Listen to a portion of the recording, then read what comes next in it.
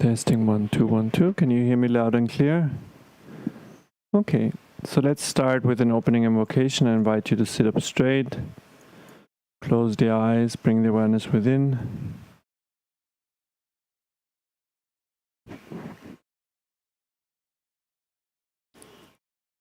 Focus on your breath for a moment, breathing in and out of the nostrils.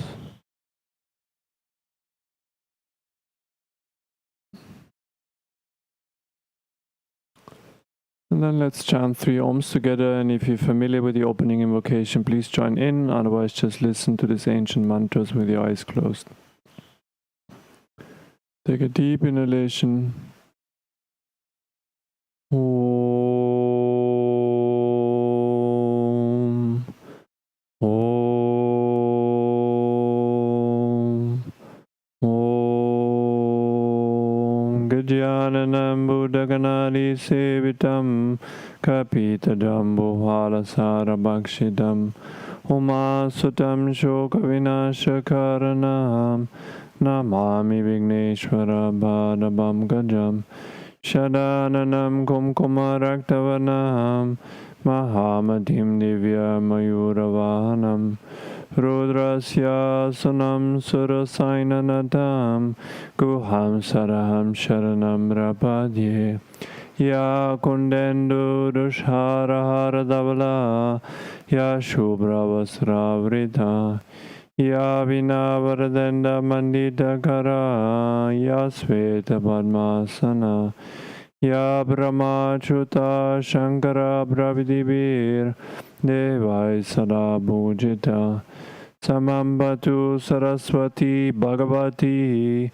Nisheshadadyapaha Om Namah Shivaya Gurave Satchidananda Murtaye Nishprapanchaya Shantaya Shri Shivanandaya De Namaha Shri Vishnu Devanandaya De Namaha Om Sarva Mangala Mangalye Shive Savata Sadike Sharanye Drambage Gauri Narayani Namostute Narayani Namostute Om Sana Vavatu Sano Bonatu Saviryam Garavavahe Tejasvina Vaditamastu Ma Vidvishavai Om Shanti Shanti Shanti Om Peace Peace Peace Om Bala Satguru Shivananda Maharaj Ki Jai Om Bala Swami Vishnu Devananda Maharaj Ki Jai Om Namah Shivaya Hari Om Tat Sat. Wonderful good afternoon everyone. How are we doing this afternoon? So welcome to day number 2 on the Creating a Yogic Lifestyle at Home workshop. Day 2 of 2. And today we're going to talk about, I have no idea yet, we'll see. No, I have a rough idea I think. But let's focus on what we talked about yesterday. We've talked about yesterday that the most popular yoga in the West at the moment is called on and off yoga. People are practicing yoga on and off. Many people start with the habit and break the habit and get reminded again, start with the habit and break the habit. And we talked about that one of the reasons why we do so is because we don't understand the urgency of spiritual practices. We don't understand the importance is clear for most people, but the urgency is something that escapes us. We don't realize that it's paramount to focus at least a certain amount of our daily energies on spiritual practices and how to integrate these practices into our daily life and interweave it with our daily life. And we talked also about the fact that we constantly postpone the things that we understand are important but don't seem to be urgent. The non-urgent important things are the things we constantly postpone, like taking care of our health, taking care of our family, taking care of, you name it, whatever, our relationships, anything that we take for granted, like our health, like our relationship, like our well-being, like our spiritual welfare. We take it for granted, and that's why we postpone it. Yeah. Nobody postpones eating food. Why? Because we're hungry for it. Yeah. So part of what we did yesterday is really to understand why spiritual practices are so important. Once we understand the why and give it importance in our life, then we will mobilize the energy to follow up with our priorities. Because for most people, it's clear that they should be giving spiritual practices a higher priority in their lives and that it's good for them. But we don't seem to accumulate the energy to really consistently follow with this practice. And we do a little bit from here and there, but not consistently, not on a daily basis. Yeah. And so Mishivananda is very clear about that. Eventually we want to fill the day with our yogic practices or spiritual practices. Not only, we talked a little bit about it, and we'll talk about it today again, not only go to yoga classes, go to a satsang, go to meditation, go to do this, but really practice it at home on a regular basis, ideally on a daily basis. That's very important. And eventually our life gets so enriched by these practices that we don't want to live without them anymore. And then we start filling our day with yoga or with God or with however you call it. Any questions, any reflections of what we talked about yesterday for the ones that came back? For the ones that are new here, did you bring any specific questions concerning the topic? Okay, so let's dive into it. What I want to focus on today is a little bit of a repetition anyway, but I wanted to show you a funny montage, a picture, that yoga is not something, sometimes people think yoga has an ancient science, it's ancient wisdom. That's okay, that's right, yeah, but it's outdated. And if you look at the picture, I have a nice montage coming up. Fun joke, yeah. But the idea behind that is that yoga can be applied in day-to-day life. For the ones who don't know, this is Mahatma Gandhi DJing. Yeah. I don't know if he ever did that, but at least the pose. Did you see the picture before? This was, he was using his, how do you call this?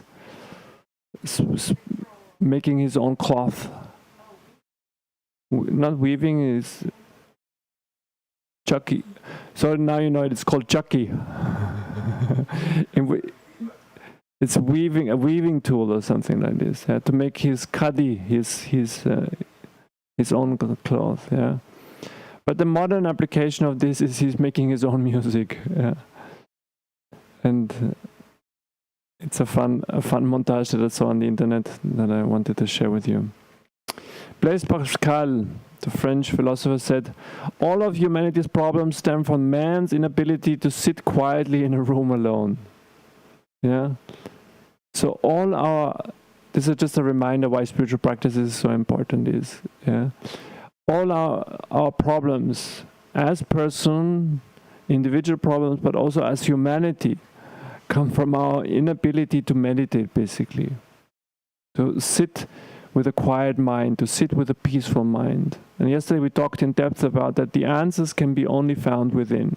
That we are seeking constantly for happiness on the outside, but that we have to turn the mind within. Turn the mind within, and the main tool for that is, of course, meditation. And all the others help to support that. Now, how? How do we do these practices? And how, especially what we're going to talk about today, is how to make the habits stick. Because many of us have good intentions. Many people come here to the yoga retreat and they're fascinated by the way that we live here, by the way that the practices work on them, and they're very inspired to take these practices home. But what happens is then after an enthusiastic first week and a less enthusiastic second week, then what happens? Life happens. And then suddenly friends call and invite us to something else. We get up late, we don't do our practices anymore, and we fall off off the bandwagon, like we said yesterday, very fast. Yeah. And one of the reasons is that we don't understand the importance, and this we talked in depth about yesterday. But another reason that we're going to be focusing on today is that we can't make our habits stick. Key to all these practices is that we have to make these habits habitual. Yeah? And this is what we're going to do today. Carl Jung said, "You are not what happened to you, you are what you choose to become." Yeah. So very often you hear people, when you ask them why they fall off the bandwagon, they say, "Oh, I'm just a lazy guy," yeah, or "I'm not a morning person," or "I'm not whatever," and or "This is my family's fault," or "This is my job's fault," or "This is my partner's fault," or "This is my whatever fault." We blame others for it. Yeah, but Carl Jung reminds us is that we are not what happened to us. We're not the product. Of course, it influences our life, but it's what we make out of the situation. What we choose to become is what really defines our destiny. Yeah, Swami Shivananda is very clear about that we have our own destiny in our own hands. What creates our own destiny? Anybody remember that? Teachings of Swami Shivananda 101. Our own thoughts create our destiny. Why? Because our thoughts create actions. Our actions, the sum total of our actions, create our habits. Our habits, sum total of our habits, create our character. And our character creates our destiny. That's why we become what we think in the way that we think. That's why thought power is so important. That's one of the main teachings of Swami Shivananda. That's why he wrote many books about the mind and thought power by itself. Yeah. Yesterday we talked a little bit about the things that are recommended to do. So first of all, to define our priorities in life. Have it mapped out and really written out what is important in your life. Yeah?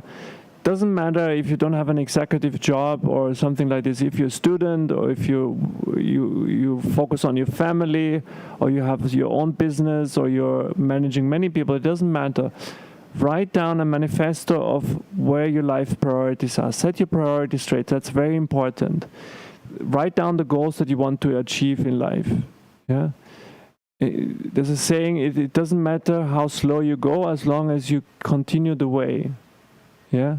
As long as you head in the right direction, it's important to understand in which direction we want to head on. That's why we have the priorities. And then out of that, we plan our life, we plan our years, we plan our months, we plan our week, and then even to the minutest detail, the day accordingly. Yeah. Remember the quote that I quoted yesterday? What was it? I forgot one of Roosevelt. No. Benjamin Franklin.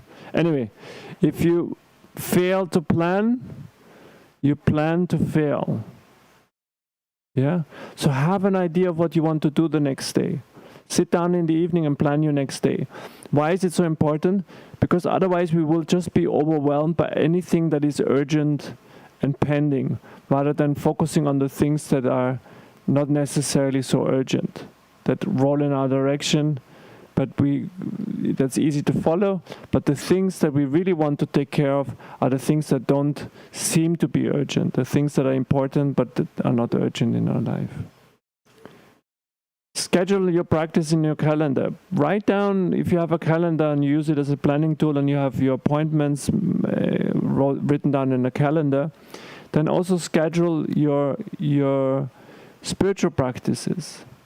And if you have electronic devices, it's easy nowadays. You can have repetitive motions that every day at this and this time I'm going to do this and this. So block the time out, that you don't put other appointments during the time where you will plan to practice. Yeah. And then hold yourself accountable. That's very important. At the end of the day, sit down, write a spiritual diary, or write a review, write a few pages in your diary, and reflect on how did it go?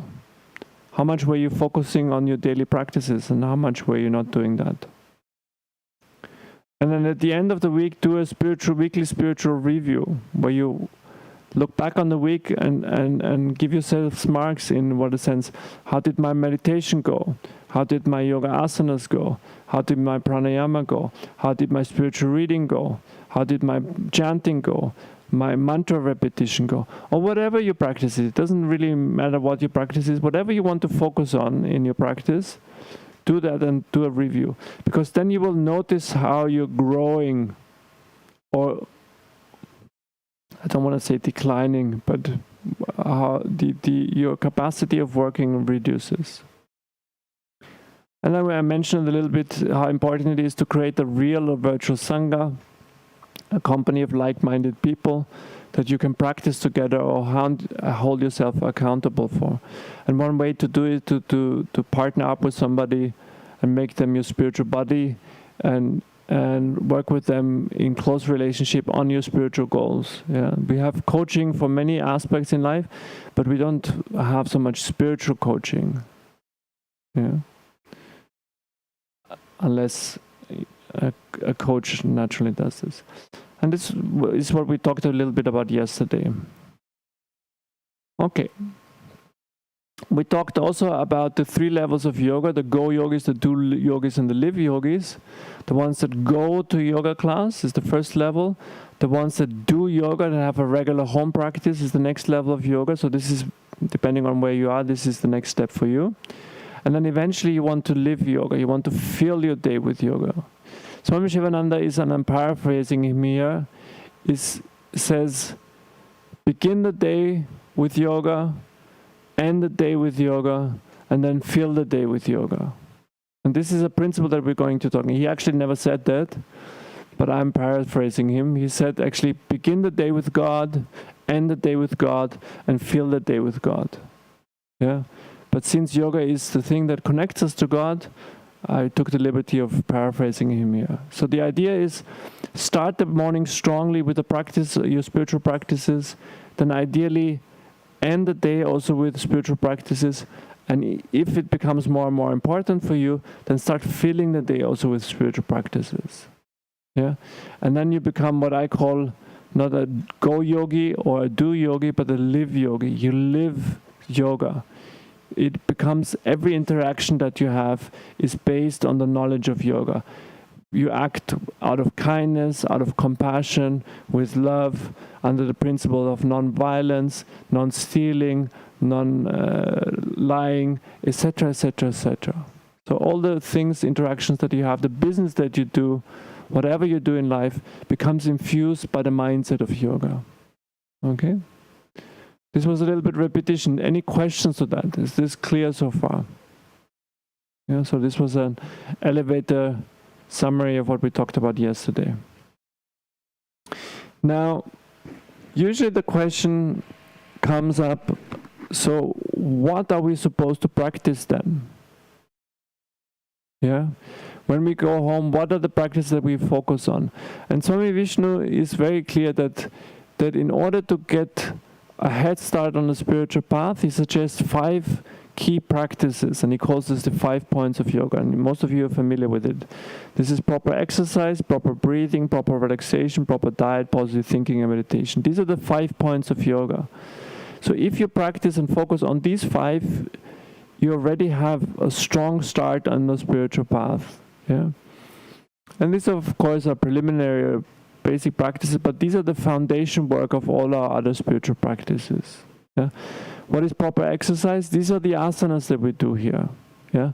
Have a routine of physical exercise, ideally asanas, that keeps the body healthy and happy. Proper breathing exercise, these are the pranayama, the breathing exercises that we do, mainly Kapalabhati and Anuloma Viloma, the shining skull, the pumpings that we do. At the moment we don't teach it in the ashram because of COVID, but normally we teach it in every yoga class. But the most important practice is the alternate nostril breathing, Anuloma Viloma. Yeah? To do at least 10 rounds of this is what is recommended for any yoga practitioner. It will not only generate a lot of energy within you, but also will give you peace and fulfillment and contentment, because it's gradually purifying the body on a more subtle level. And then proper relaxation is very important. Find some time to relax in between. We live in a society that is go, go, go, go, do, do, do, do. Yeah? Rather than what Alan Watts calls the dance of life, which should be do, be, do, be, do, do, be, do, be, do. Yeah? A mixture of doing and then also being. But our life, and this is his observation, and this was back a couple of years already, many years already, was more that our society shifts more into a society of do, do, do, do, do. And then perhaps a little be, and then do, do, do, do, do. Rather than having a balance of between doing and being. And one way to shift back is to relax appropriately. And we do it mainly in Shavasana, but any way of relaxing, also Yoga Nidra, other methods of shifting down, of shifting from the sympathetic nervous system mode to the parasympathetic nervous system mode, into a mode where we relax is very important, to shift from the fight or flight response into the rest and digest mode. That's very important. Proper diet is the most fun part of the whole spiel because it involves eating, which we all love to do, I assume. But focusing on healthy sattvic diet is a very important part of the yogic practices. Because if you fill your system with garbage, you cannot attain higher thoughts in your mind. If you kind of retox your body with food, you cannot detox on a mental level, because mind and body are always connected. Does it make sense? Yeah. So this is an important part of our practice. And then of course, positive thinking that eventually leads to success in meditation is a very important part of our practice. And then of course, meditation is important. So, which element to include in the beginning of our spiritual practice? Asanas. Do a little of asanas. Do a little bit of breathing exercises. Do a little bit of relaxation. Focus on a healthy diet. And then do a little bit of daily meditation. These are the elements that are suggested to integrate in the daily practice from the beginning. And then we can add certain elements, spiritual reading or mantra repetition or chanting or whatever we like to add on to this mixture of tools. And this makes up a nice start into onto the spiritual path. And sometimes you would be more excited to hear I'm telling you a secret tool, a secret technique where you have to stand on one foot in a cold riverbed, hold your hand up in this mudra and recite this sacred and hidden mantra for 250 million times, and then you will attain the highest. Then people get excited and to tell me, what is the mantra, what is the posture, what is the mudra? Yeah? But Swami Vishnu was very clear, this is the secret. It's these basic practices done on a consistent daily basis that reach you to the height. There is no secret mudra, there is no secret chant, no secret mantra, no secret thing. It's these practices done over a long period of time, uninterruptedly, with enthusiasm. This is how we defined it yesterday, which is the definition of abhyasa, that lead us to the highest. Does that make sense?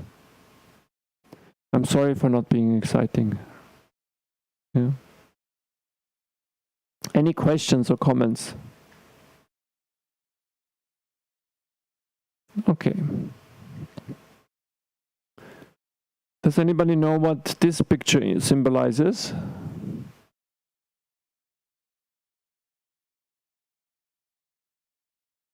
Any ideas?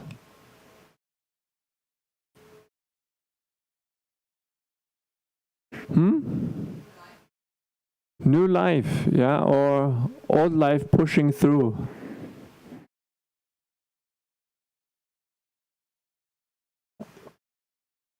In this sense, I use it in a negative way. This is the power of our old habits that find any crack there is and push back to the surface no matter how strong our basis is. Yeah. So this is like weeds in the garden. Yeah, spiritual practices are like weeding out a garden. Yeah, I don't know how many of you have a garden or have experienced gardening, but how often do you need to weed the garden? Once every 5 years, or on a constant basis? On a constant basis. In order to hold the weeds down, you have to do it on a constant basis.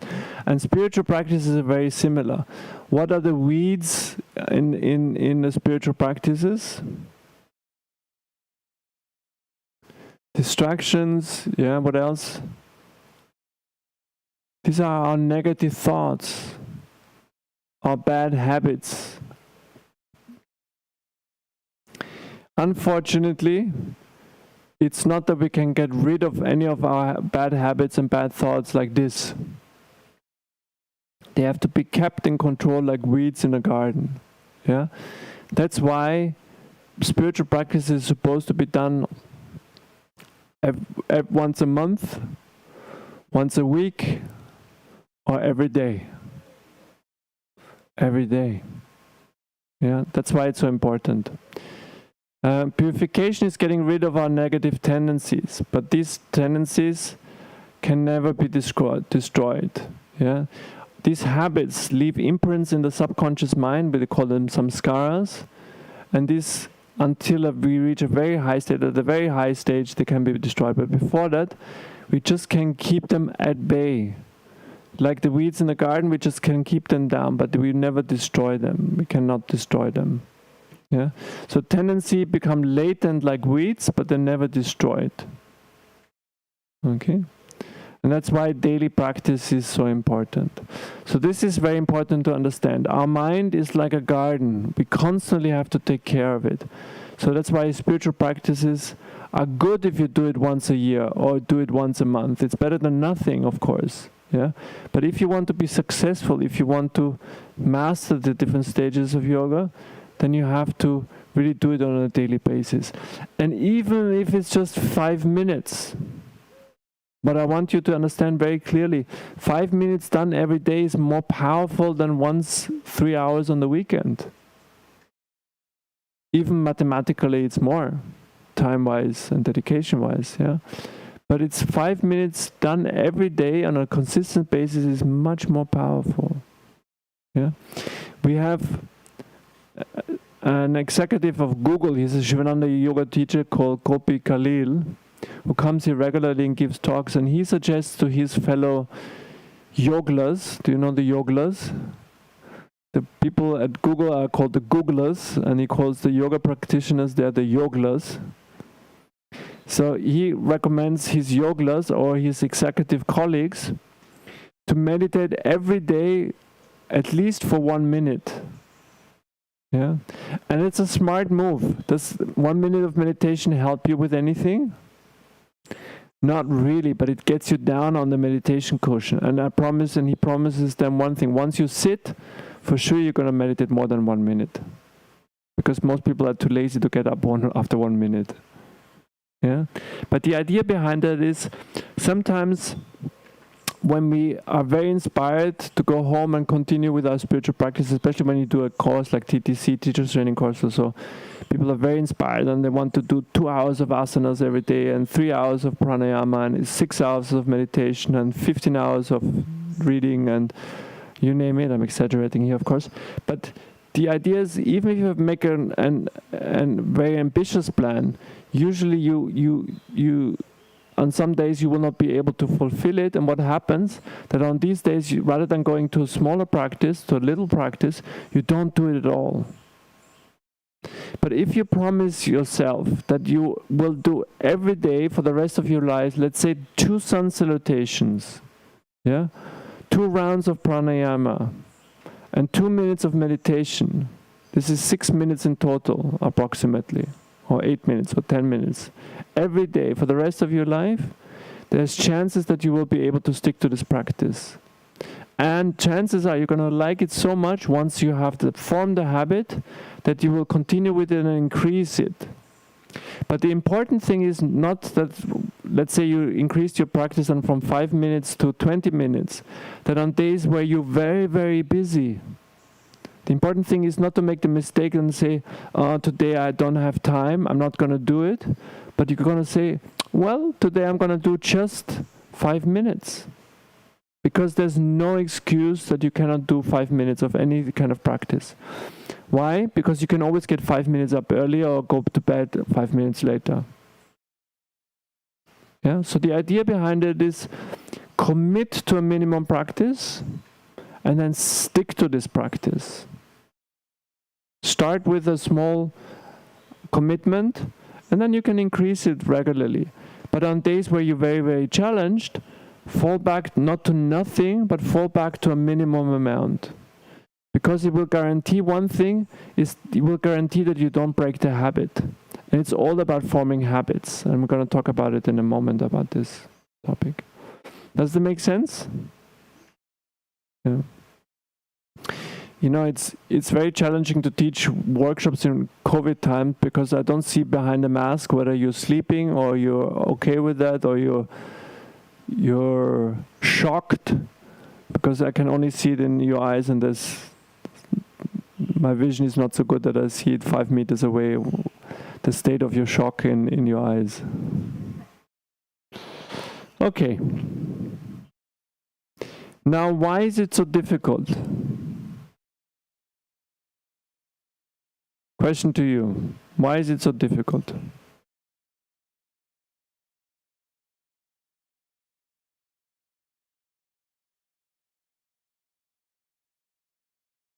Why is it difficult to establish oneself in yoga practice? Please.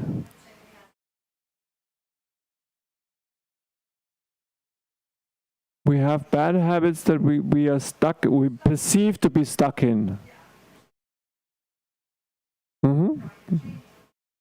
Good point. Yeah. What else? We are lazy. Yeah. This is the energy of tamas. Yeah. Very good. What else?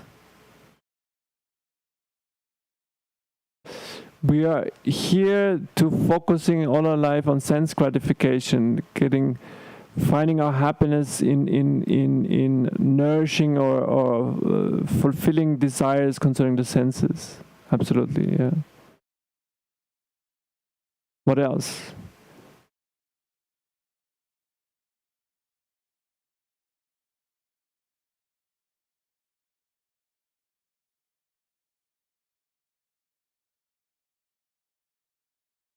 Yeah, so we have, like I want to connect it to the topic before, we have certain habits, yeah, that are connected to certain attachments that we have, yeah.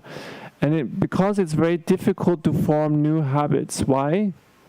One of the reasons is because we try to change things on the outside by doing certain things, but we don't change within first. Yeah, and this is an aspect that I want to get to now in a moment. So I'm going to tell you the source of these ideas in a moment. There's a book recommendation that I have for you.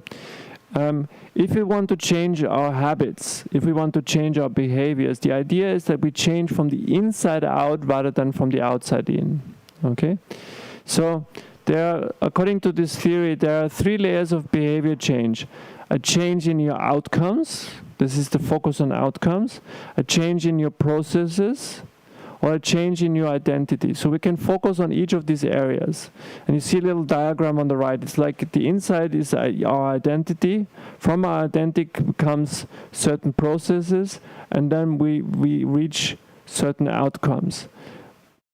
What do when we change something, what do we normally focus on? We focus on our outcomes. We want to achieve something, we focus on our outcomes. Yeah. Many people begin the process of changing their habits by focusing on what they want to achieve. This leads us to outcome-based habits. Yeah, we create our habits based on what outcome we want to have. The alternative, and this is the contra model, is to build identity-based habits. With this approach, we start by focusing on who we wish to become rather than on what just to do. Okay? I give you an example. when people want to change their diet or become a vegetarian, then very often they focus on what they cannot eat or what they should be eating. Rather than, and then what happens is a war in their own mind, whether they can be eating this or should be eating this and should not be eating this and cannot be eating this. So there's a constant dialogue going on there. I can do this, I cannot do this, etc., etc., etc.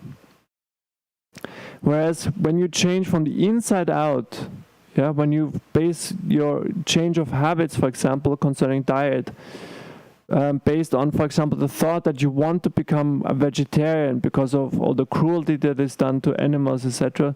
So you want to choose to become a vegetarian, and you see yourself as a vegetarian, and you see yourself being healthy as a vegetarian. You want to see you visualize being a vegetarian, you visualize being with all the good qualities that comes from being a vegetarian. Then the shift happens more easily because you're changing from the inside out rather than from the outside in. Okay? And I'm going to give you some more examples. Your behaviors are usually a reflection of your identity. So normally whatever we do follows our identity. You know? If we see ourselves as a yogi first, we want to change as becoming a yogi, then we change our behaviors very easily. If I just focus on, I want to get up every morning and meditate, and I'm focused on what I have to do in order to meditate, then it's going to be much more challenging. When you focus on becoming a yoga practitioner or a yogi, and you understand that yogis normally get up early in the morning and meditate, then you will have a total different approach to changing your habit. If you focus on going back to food, what food you can eat and not food you cannot eat, you will always be in the quarrel, whether you can, in a conflict, whether you can eat this or not eat this, or eat this to this amount or that amount. But if you see yourself as a healthy person and you want to experience yourself as a healthy person, you just ask yourself the question, would a healthy person eat this? And if the answer is no, end of discussion, you move it aside. Does that make sense, this distinction? So your behaviors are usually a fraction of your identity. What you do is an indication of the type of person you believe that you are, either, and this is important, either consciously or non-consciously. Yeah? So you can examine your behaviors, your habits, and see what they're based on, why you behave in a certain way.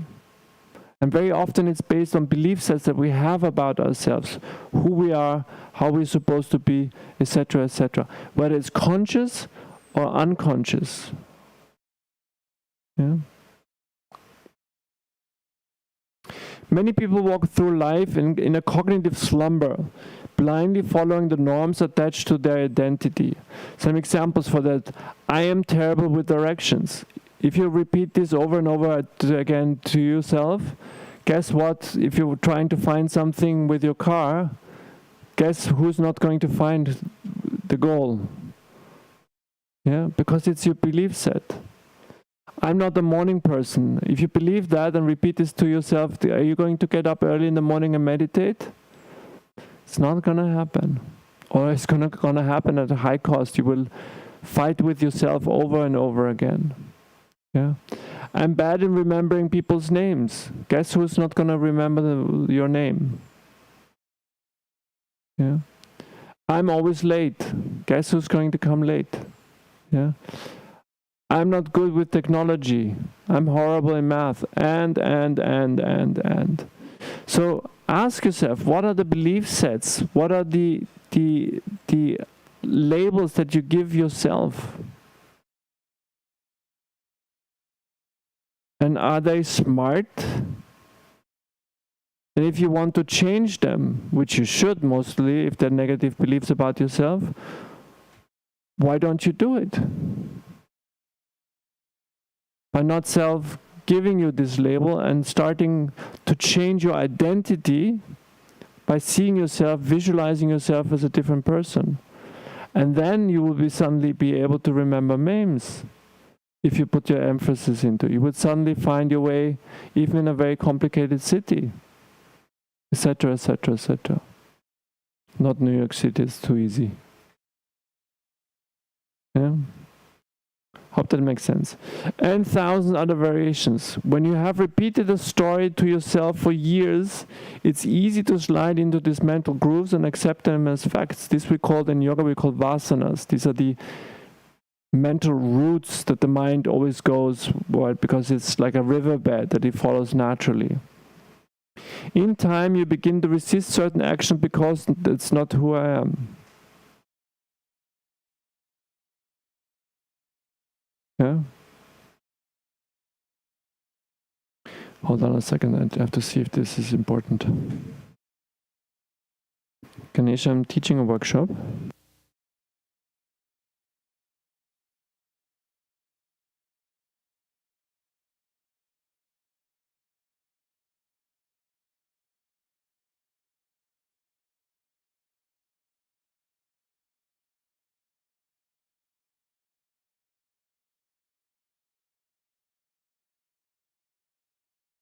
Sorry, short commercial break. Imagine you have the habit of thinking you're not a morning person and you want to build the habit of getting up early in the morning to do your morning meditation. How is that going to work out? Very difficult. It's not going to work out. So we have to shift our identity in order to ingrain new habits. Sometimes, not all the times, of course, but if we think in a certain way, then. And of course, the most practical way to change who we are is to change what we do. Yeah, so we shift our identity and then we follow up with certain actions that move us in this direction so that we actually believe that the identity shift.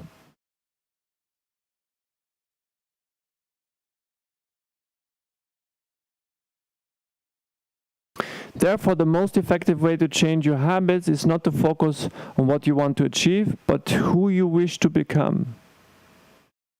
If you want to become a spiritual practitioner, you have to think this way. You have to focus on seeing yourself in this way. Yeah?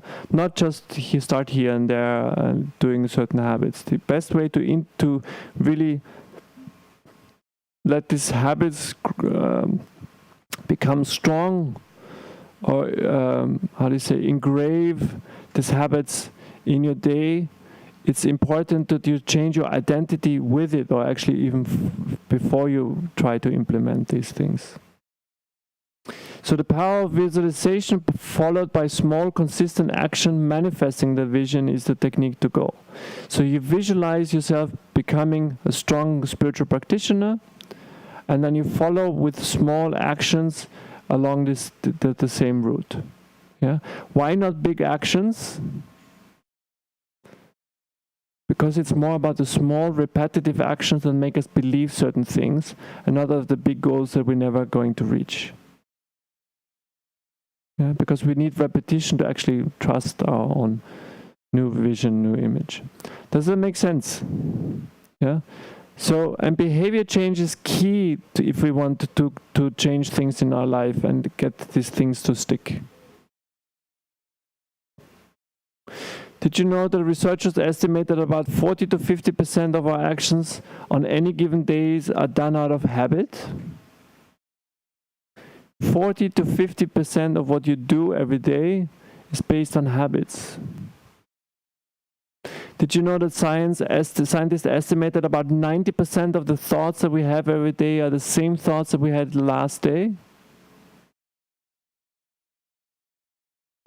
Did anybody of you remember the movie Groundhog Day? We think this poor guy is stuck in the same repetitive day over and over again. If you understand this, what science has, then who's stuck in the same day over and over again? We are stuck in our own mind over and over again, day after day after day. Yeah? Unless we change. Unless we change our identity, form new habits, etc., etc. So habits building is very important. Talking about how to form the habits. Are you familiar with the concept of the habit loop? This is a model that suggests, in this model, it's 4 stages how we build habits. Yeah, And the stages are cue, craving, response, and reward. Yeah, so let's look at this form a little bit.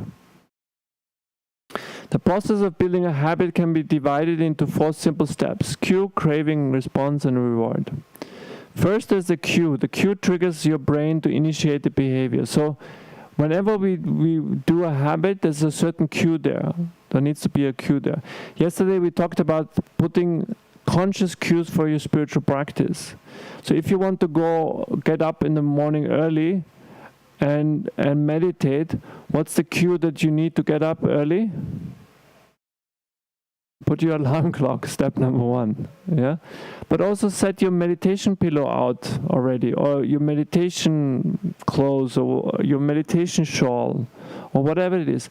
To have, when you wake up in the morning and your eyes look there, you see it already there. You have a visual cue, a reminder that you want to do this as a habit. Yeah, or if you want to build the habit of going for a daily run in the morning. Yeah, put your running shoes already next to your bed. So when you get up in the morning, you say, "Whoops! What am I falling over, tripping over? These are my running shoes. Remember to go for a run now." This is the cue that you want to leave. Then the second steps are the cravings, and they are the motivational force behind every habit. Without some level of motivation or desire, without craving a change, we cannot have no reason to act. If there's no desire of actually doing the habit behind, there's no energy behind it. Yeah, so we have to make sure that we have a strong visualization. We have to have a desire. This is an element of Rajas. This is where Rajas comes in. Yeah? Where we have to have a desire of changing something, of doing the practice. That is the craving of the reward. And what helps there is to visualize the outcome a little bit. If you want to sit down and meditate every morning, you have to memorize or remind yourself why you want to do it. And hopefully the main reason is because it feels good. The mind is more focused, is more sharp, is more clean, and is in peace with itself. So have a craving for this state. I said, I want to feel more peaceful. I want to be more myself. I want to experience more bliss. I want to be balanced and start my day balanced. This is the craving that we have to develop in this direction. The third step is the response. The response is the actual habit you perform, which you can take the form of thought or an action. So sitting down on a meditation pillow is the response. I see the meditation shawl would be the cue. Yeah, I want to be in this state is the craving, and actually sitting down is the actually response. And then finally, the response delivers the rewards. Yeah, rewards are the end goal of every habit. So, what is the reward for meditation? Hopefully, feeling peaceful, feeling relaxed, feeling more focused. Or during the day in our interaction with others, we are more compassionate, we're more patient, we're more kind, we're less angry, we're less agitated, etc., etc., etc. Less stressed, for example. Yeah, this is all the reward. Yeah. Now the cue is about noticing the reward. So we see the reward, we are reminded of the reward. The craving is about wanting the reward, and the response is about obtaining the reward. And the reward is the reward. Does that make sense? Yeah. So these are the four stages. If a behavior is insufficient of any of the 4 stages, it will not become a habit. So if one of these elements is missing, we won't build a habit. And remember, this is the reason why we start with good enthusiasm going home and try to build up a daily practice, but then we fall off the bandwagon because the habit is not really formed. Does anybody have to remind you to brush your teeth in the morning? Hopefully not. Yeah, why? Why is it not necessary? Because you have the habit already.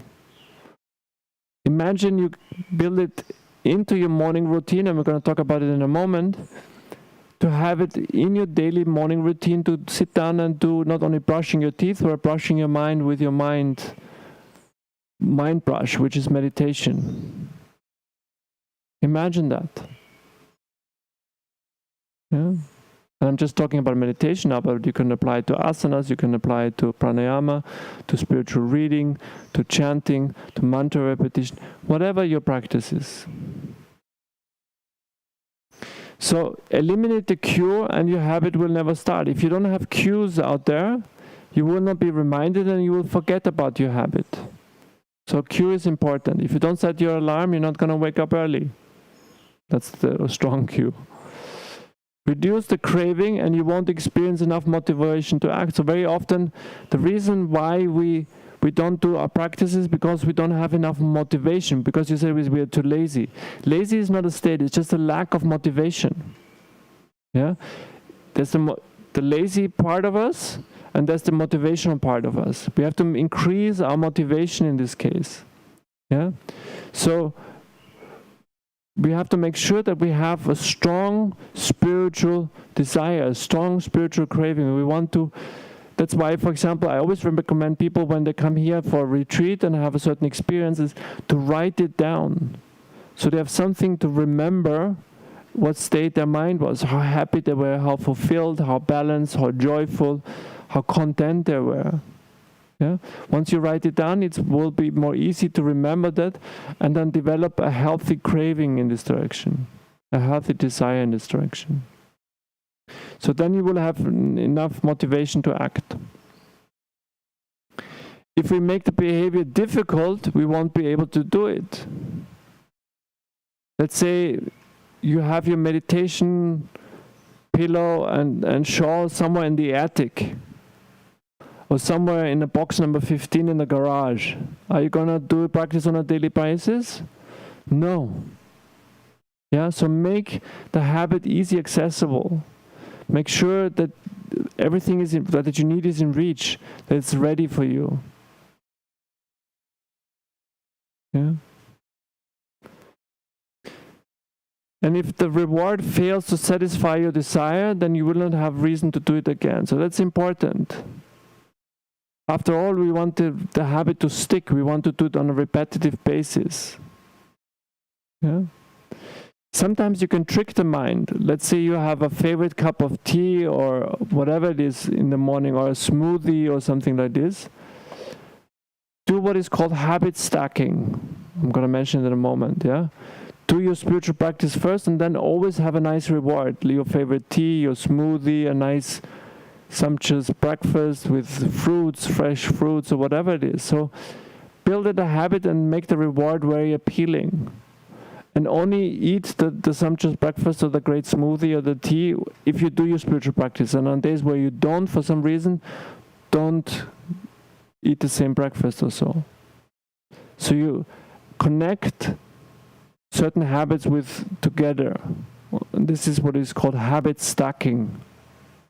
Yeah, where you say in the same way that we brush our teeth, we take a shower, we put on some deodorant, whatever it is. This is also habit stacking that we normally do together. So we pack things together and then we have a strong habit in this direction. So the same thing can be applied to spiritual practices. And if we make sure that we have a nice reward at the end, which is a nice breakfast or a nice smoothie or whatever you treat yourself with, then the reward blends into the previous habits as well. Does it make sense? Yeah? So these are basically little tricks how you can trick your own mind into keeping a habit more easily. Without the first 3 steps, a behavior will not occur. Without all 4, a behavior will not be repeated. Yeah. Now, how to create a good habit? Yeah, so how to create the spiritual habit? It's very easy. Make the cue obvious. Set some cues out there so you have a cue, a reminder for any habit that you wish to do. Make the craving attractive. Yeah, make sure that you visualize something that you really desire. Yeah, and then make the response easy accessible. Don't make it too difficult. Yeah, that's why, for example, when you start with meditation, it's not wise to meditate for an hour every day. Why? Because your knee is gonna hurt, your back is gonna hurt. You don't want to do it. You make it too difficult. Or when you do sun salutation, you don't do 108 sun salutations in the beginning. Yeah, you start with 4 or 6, and that's it. Make it easy, make it accessible, make it enjoyable. That's very important. And make the reward satisfying, like we mentioned already. Okay? Does this system make a little sense for you?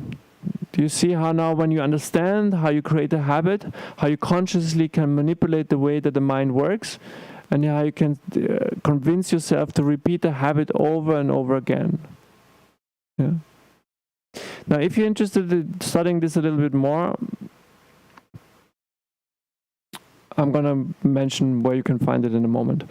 So concerning creating habits, what is important to understand is to never miss something twice. So if we miss a day, that's okay. Just don't create a habit of not doing something. We create habits of doing things, but we also create habits of not doing things. So if for some reason big catastrophe breaks out and for one day you don't do your practice, that's also okay. But make sure that the next day you're back on track. So never miss it twice. If I miss one day, I try to get back into it as quick as possible. Missing one workout happens, but if I'm going to miss 2 but not if I'm going to miss 2 in a row. Why? Because I'm creating a counter habit now. If you start missing it for a couple of times, you get into the habit of not doing it, and you create a counter force, a counter habit.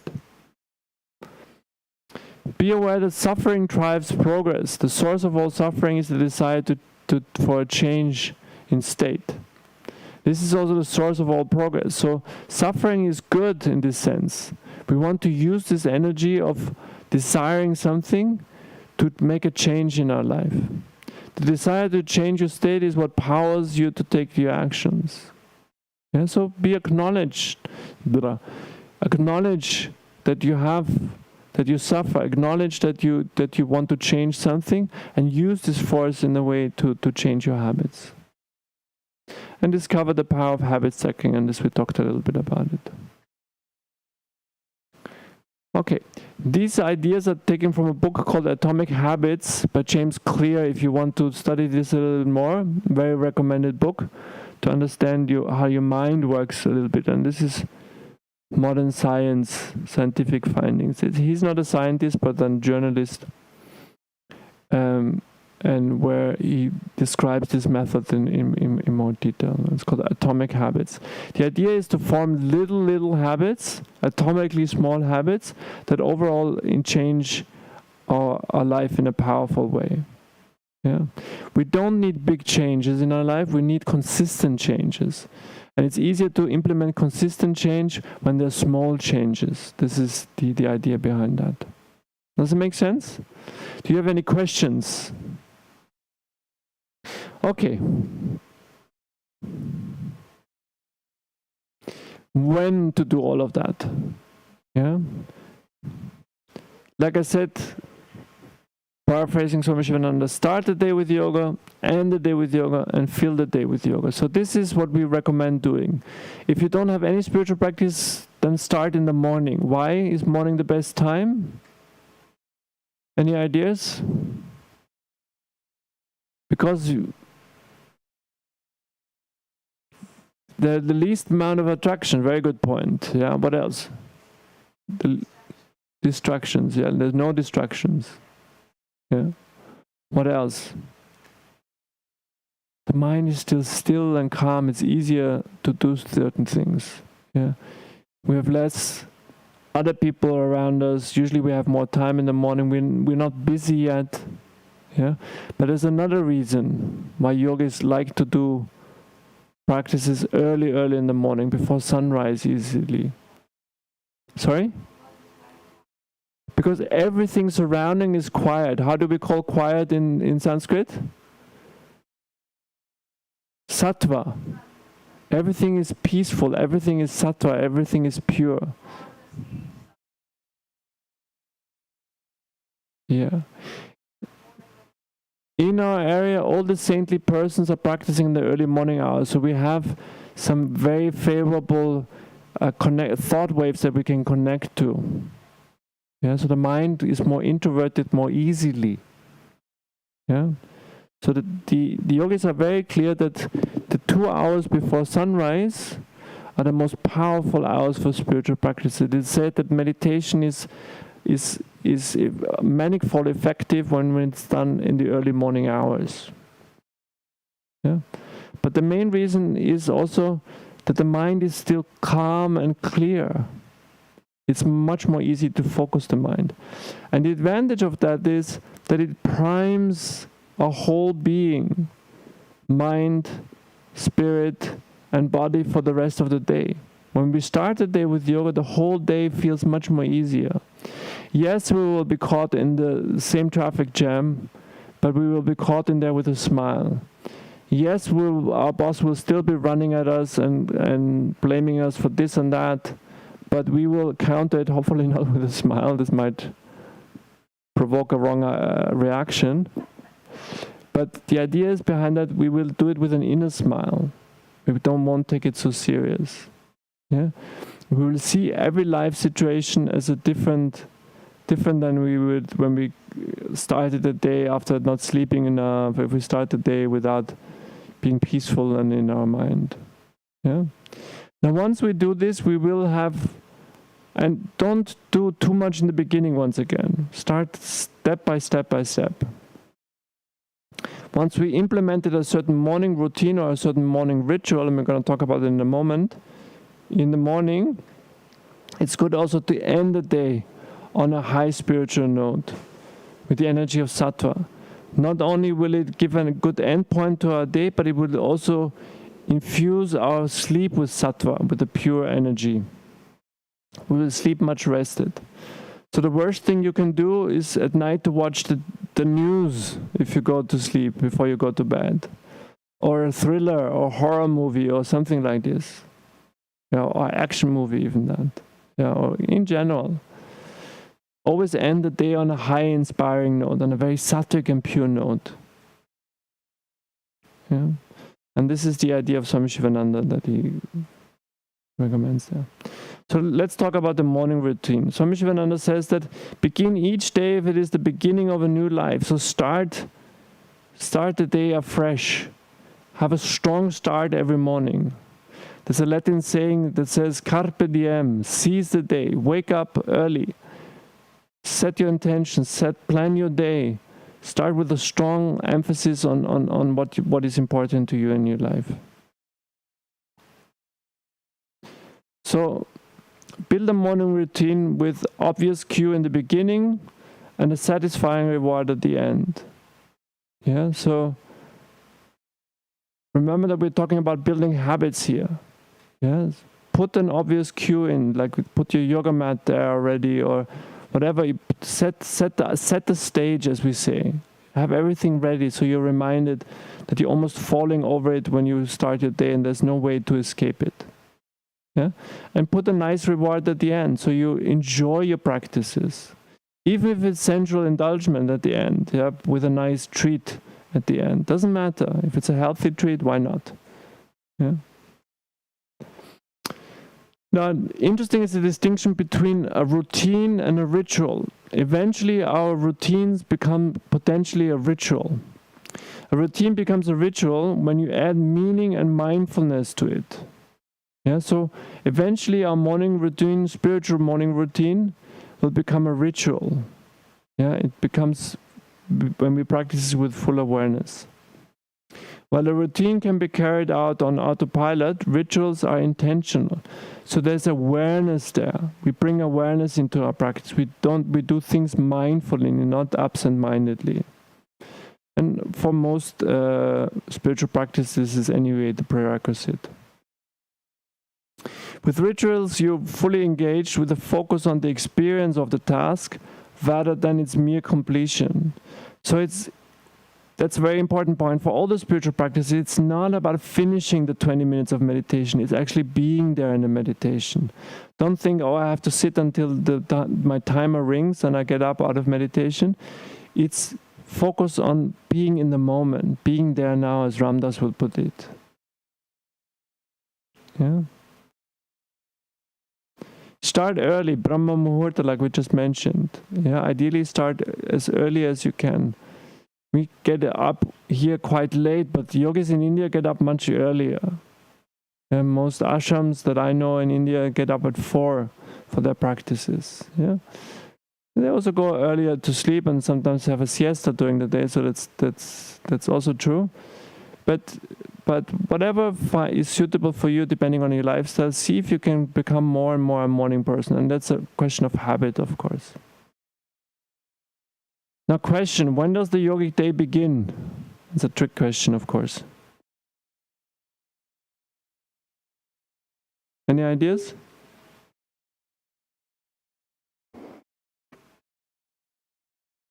I always joke that the yogic day begins on the evening before. Why? Because depending on when you go to bed, you will be able to get up in the morning. Yeah, so plan your next day by going to bed as early as you can.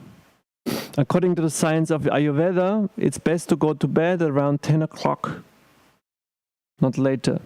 Yeah, between 10 and 11 is the latest. Yeah, why? Because the time between 10 and 12 o'clock is the time for the body to do detox. And it's also the sleep where you have the deepest REM sleep. Sorry, not REM sleep, the deep sleep phase, the strongest deep sleep phase. Yeah, so it's the most restorative time of the sleep. And there are other reasons as well. Concerning the ritual, just remember the Zen quote, when walking, walk, when eating, eat. Yeah, do your practice mindfully. That's an important part of the practice, whether it's asanas, pranayama, meditation, chanting, reading, whatever. Stay there, even when it's early in the morning, that the mind will have the tendency to wander away. Yeah, stay mindful in it, then it becomes a ritual. Mark Twain says, eat a live frog first thing in the morning. Nothing worse will happen to you the rest of the day. What did he mean by that? Any ideas? Do the most challenging thing for you first thing in the morning. When you watch our mind, the mind likes to postpone the challenging things always later. Yeah. So for some people, the spiritual practice is the most challenging thing, so do it first thing in the morning. Yeah. If it's not so challenging anymore, anyway, then when you have a strong practice, then you will have the mental capacity and the focus and the energy also to start with your most challenging task or work task first thing in the morning. Yeah. Okay, so this is some example for morning routine. So morning routines are different from person to person. This is just some suggestions. Yeah, get up, obviously, take a cold shower. What do I mean by that? I mean take a cold shower, but doesn't need to be a fully cold shower. You can end your shower on a cold note, on a cold period, depending on your capacity. But why is it a good idea? Because the shower is very important in the morning, or bath is a little bit more tricky, because we move out of the energy of tamas, which is the energy that we sleep in, towards meditation. Meditation is in sattva, so we want to move into sattva even during the shower. That's why we wash off this energy of tamas, and when we do it with a cold shower at the end, we actually wake up. Yeah. A cold shower gives us a spike of awakeness. This is rajas, and then we are able to relax into sattva in the end. Yeah, I used to spend some time in India every year, and part of the ashrams or the caves where I was staying, didn't have warm hot water in the morning, so you would always have a bucket shower. You know what a bucket shower is? You know what a bucket shower is, yeah? But the rest of you, it's not a shower that comes from above, but you have a bucket a big bucket where you have a small bucket and you ladle the water over you. And I guarantee you one thing, if you have spent time in a cave and you get up at 4 o'clock in the morning and you have cold, almost freezing water bucket shower, you are awake in your meditation. There's no sleeping happening there. Yeah, at least for an hour or so until you get comfortable warm. Yeah, but the idea is to wash off the system and to wake up. That's important. Yeah, you can do some exercise like sun salutation or push up or whatever is to wake up, to make sure that you're. What are kriyas? Kriyas are the cleansing exercises where we clean the mouth, we clean the tongue. We brush our teeth, etc. These are the cleansing exercises that we do in the morning to get rid of toxins in the system. And we do some of them naturally, but yogis do special neti pot, for example, to cleanse the nasal passages, etc., etc. So there's certain hatha yoga techniques that we do when you're practicing more hatha yoga. And then hydrate. Hydration is very important, especially before you sit down for meditation. The body needs to have enough fluids in order to be able to sustain longer states of concentration. Yeah. Don't hydrate before you do the kriyas. Why? Because overnight the mouth collects toxins. So don't drink anything first thing in the morning. Brush your teeth first, scrape your tongue, wash out the mouth, and then drink something, so you don't wash the toxins back into the system. Make your bed. That's a funny suggestion. Why is that a good suggestion? Any army officer will tell you that. Huh? You won't go back. That's a good point. I never thought of it this way. No, because it creates sattva. It creates purity. Nothing is wrong with leaving your bed as it is, but the problem is that it has tamas, it has the energy of sleepiness there, like you said, we won't go back. But the idea is also that it's a small task that if you do it and it takes you 1 or 2 minutes, yeah, unless you're an army sergeant, then it takes you perhaps 5 minutes to have it perfect, yeah. But the idea behind it is that you start your day with something simple that you have a good feeling about, yeah. And in your room, you create the feeling of sattva, of purity, especially if it's the room that you're meditating in. Yeah, ideally you have your own practice room, but some of us, we don't have our own practice room, so especially when it's the same room, then it's important to make your bed. Yeah, and these are just little tricks. Then do meditation. Suggested time to start is 20 to 30 minutes. Yeah, unless you have no time, then start with less. There's a quote that will tell you the opposite now. But the good time to start meditating is 20 minutes. Sit for 20 minutes. Yeah, even if you don't manage to sit still for 20 minutes, if you need to move after 10 minutes, that's also okay. But try to start with 20 minutes. And then gradually build it up to longer and longer periods of times. Yeah. If you're absolutely new to meditation, it's very difficult, very challenging for you, then start with 5 minutes of meditation. It's also okay. But like I say, do it daily. Build a regular habit there. Then do asanas and pranayama for 40 to 50 minutes. This is a short, nice, strong practice. You can do the main asanas and some rounds of pranayama every day in 40, 50 minutes easily. Yeah, here in the ashram we spend 1 hour 45 minutes or 2 hours, depending on which class you go, every day doing asanas and pranayama. That's ideal, of course, but we don't have this time all the time and every morning. Then do a little bit of swadhyaya or self-study. Read some inspiring books to inspire yourself, to get the mind tuned in on things that are inspiring and uplifting, rather than on the nitty-gritty, sometimes frustrating things that we have to deal with in our job life. Yeah? Or alternatively, do some journaling. Write about your intentions for the day, what you want to work on. Reflect on what if you didn't journal in the evening, what you were doing the last day. Yeah. So a little bit of self-inquiry. And this can take 10 to 20 minutes. So in total it takes 1 hour to 1.5 hours. Where do we get the time from? The easiest way is to get up earlier 1 hour than you did before. That's where you can get the resources from. And I guarantee you, when you spend and invest this time, this 1 to 1.5 hours to start your day with, you will be, throughout the day, be more relaxed and more energetic. Once you're that, you're less tired and you need less sleep also. Does it make sense? How you see how you can recoup the investment of time by getting up earlier, by needing less sleep? But ideally have enough sleep, of course. And then eat a healthy breakfast, and this can be the daily reward. Yeah. And then start your day focused, energized, and inspired. Focus, that comes from meditation. Energized comes from asanas and pranayama. Inspired comes from journaling or reading something inspiring. Yeah. Imagine every day would be focused, energized, and inspired. Wouldn't that be great?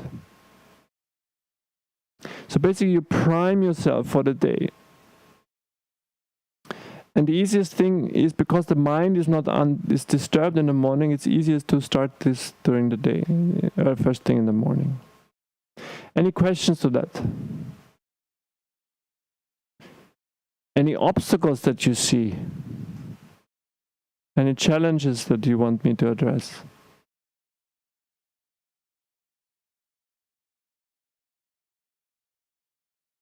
Yes, no?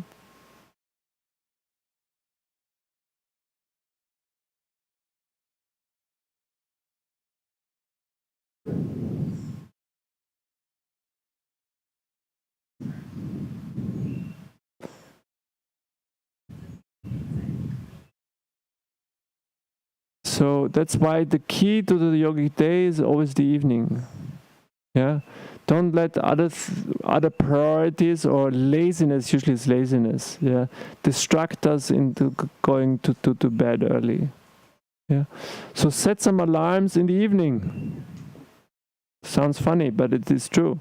Set some alarms to go to bed. Yeah. And there's certain tricks that you can do, you know. Limit yourself to screen time, for example. We know that screen time, especially if it's blue screen, keeps the body alive and awake. Yeah. So make sure that an hour to 2 hours before you want to go, the time you want to go to bed, shut off all computers, all screens, no phones. Yeah. So you make sure that you don't have blue light there. Yeah. Then you naturally get more tired.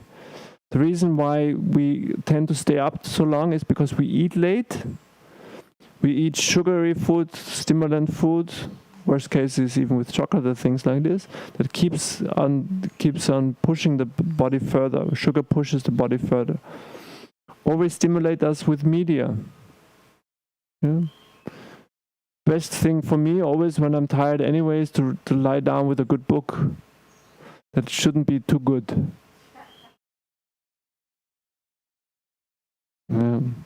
With the spiritual books usually put you to sleep very fast because the mind has problems keeping the energy up so high. Yes.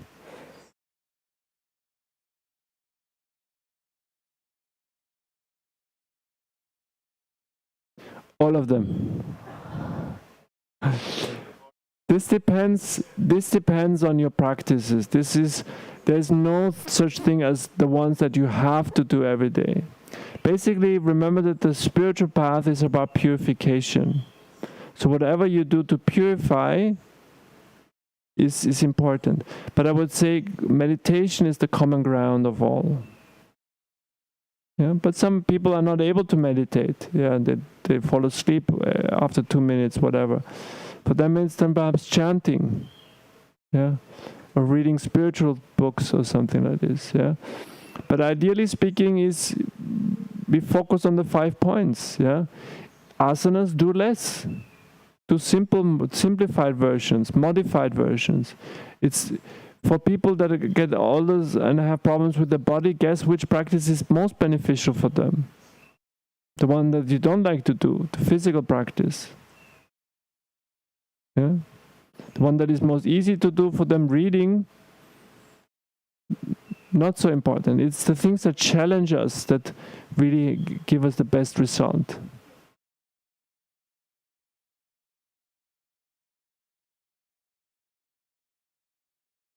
What do you mean by online version? We broadcast the satsangs where you have meditation, you have chanting, you have lectures. So this would be 3 practices already. Yeah. We broadcast yoga classes, subscription model where you can sign up to yoga classes, daily yoga classes. There's a subscription model that we have for yoga classes. The satsangs are free, meditation and things are free. Yeah? So there are many ways of how you can and we are just one small ashram within a big organization that offers much more things within other organizations. Yeah, it depends. You need to find something that works for you, that is for your liking. It's more important that you find something that you like doing and that will keep you sticking to the practice. Yeah, but this is what we offer. Yeah, and then also, like I said, find some satsanga, people that you can practice with, whether it's within your family or outside the family, somebody you can pair up with, because then you can hold yourself accountable for it. It's when we share a certain process in life, it's usually easier for us to do it. Yeah, so ideally find a partner. Anyway, let's continue a little bit. I have a little bit more to cover. So there's an old saying that says you should sit in meditation for 20 minutes a day. Unless you're too busy, then you should sit for an hour. What is the meaning of that? Don't come with the excuse that you're too busy to meditate. Yeah, if you're too busy, then you should even more emphasize on meditation. Yeah. People that are too busy means they don't manage their time appropriately. Yeah. So this was a little bit about the morning ritual, and then you can also create an evening ritual or evening routine. Very important thing is when you get back from your work or your daily practices to have a cutoff point. Yeah, where you don't allow the evening or studying time or whatever to infuse into your evening. Yeah, and a good way to do it once again is to wash off these energies of the day, the job energies, the studying energies, whatever the energies are. Yeah, and this is usually done by taking a bath or taking a shower or something. Hydration is also once again very important there. And then you can do a small asana pranayama practice, even if it's just 30 minutes, especially if you didn't have time to do it in the morning. And ideally, we start the day with meditation, but we also finish the day with meditation, even if it's 10, 20 minutes or so. Yeah, it's always good to get the mind back focused on what is essential, and this is the higher self, of course. And then do some journaling or swadhyaya once again, 10 to 20 minutes. So totally it takes a half an hour to an hour of evening practice. Yeah? And the great thing is once we establish the morning practice and the evening practice, then we will be so inspired to also include these elements in your daily life. If you read every day about spiritual things, your life will become infused with spiritual thoughts. And then your day will fill up with more and more of these practices. Yeah, you will see that every interaction is done with a yogic background, focusing on compassion, on kindness, on unselfish love, doing good for others, creating a win-win situation at all times. You name it, whatever it is. The idea start melting into each other, and then it's not something that we do or go to, but it's something that we live. Yeah, and this is an important step to get to eventually.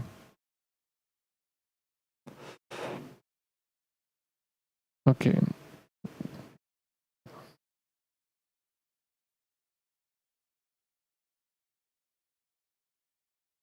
going to skip a little bit here. This is a concept that I mentioned already. This is what I call 5 minutes yoga. What is the idea behind that? If you say everything sounds good and think, but I don't have the time, then start with a small little practice. Do yoga for the rest of your life for 5 minutes only. But do it consistently. If you sit down on this, in this case I would focus on meditation, for example, once again being the most important one. If you agree on meditating for the rest of your life for 5 minutes every day, no matter what comes, even when you travel, because you can do it on the airport or in the airplane, yeah? Even if you're sick, because you can do it even in bed, lying in bed. Even when whatever happens, yeah? You can find 5 minutes in between and commit to this practice. It becomes such a strong cornerstone of your life that it gradually will start investing more and more time. Yeah.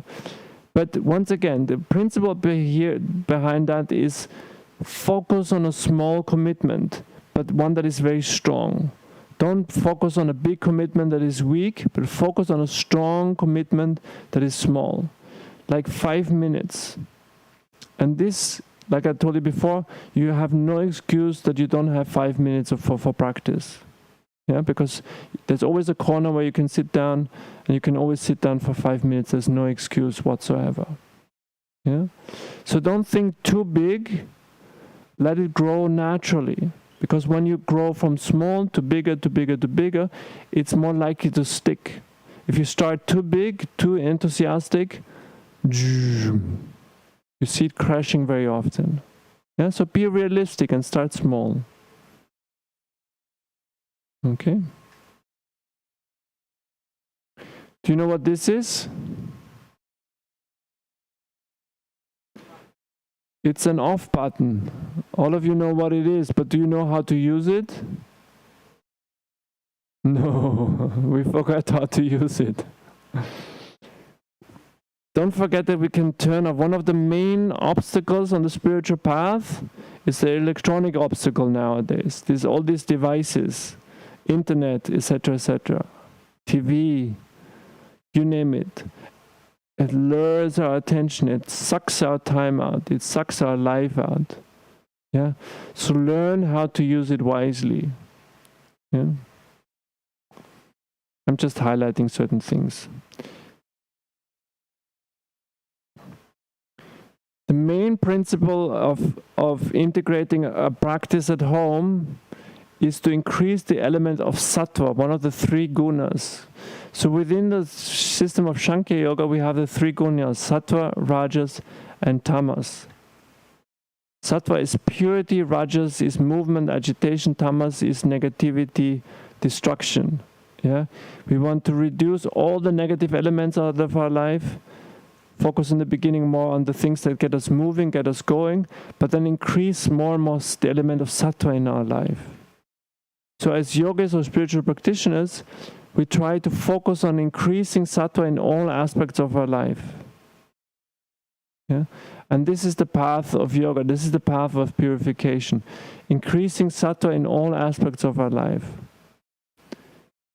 Concerning the music that we consume, the media that we consume, the film that we watch, the radio shows that we listen to, the newspapers that we read, the conversations that we have, the relationships that we hold, the job that we have, the clothes that we wear, the food that we eat, you name it, everything has to be transformed in a more pure way. Yeah?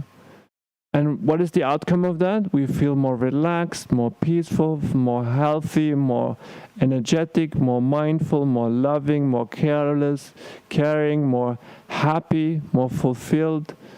We become more and more who we truly are.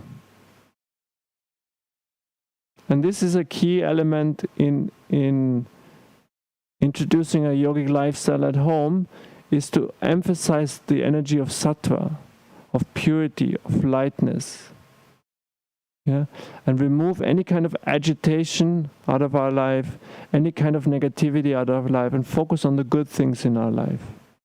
And we know what's good for us. Yeah. Reduce the sense pleasures also. At least the overindulgence. And you know what I'm talking about. Yeah, overindulging is never a good idea. Believes that happiness can be found in the senses, in the sense pleasures. But what we truly look for is not this momentary sensation, this momentary satisfaction, but we're looking for lasting satisfaction, lasting happiness, lasting fulfillment and contentment. Okay? Any questions to this?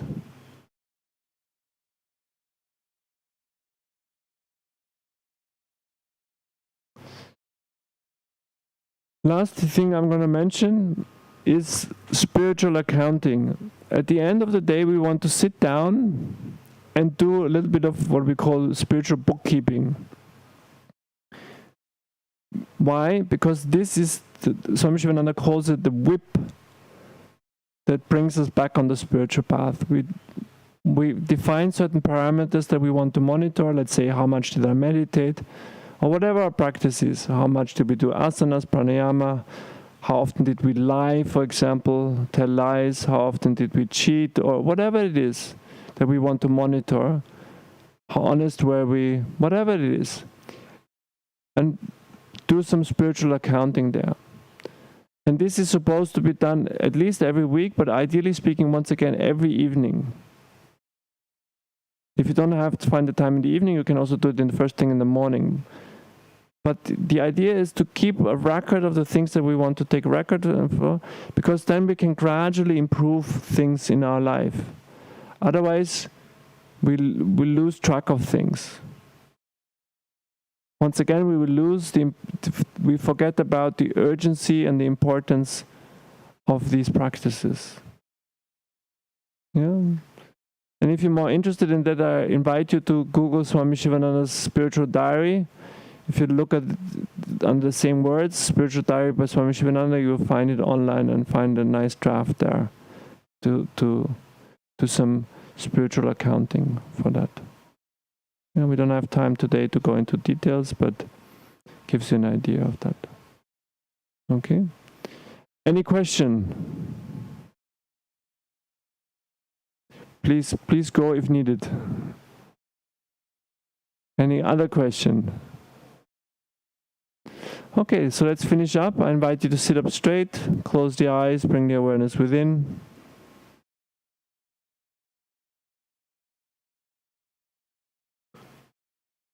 And once again, the reminder, if you find anything useful during the workshop today, visualize yourself actually implementing this teaching in your daily life. Form the sankalpa, the intention of actually implementing this teaching into your daily life, into your daily practice.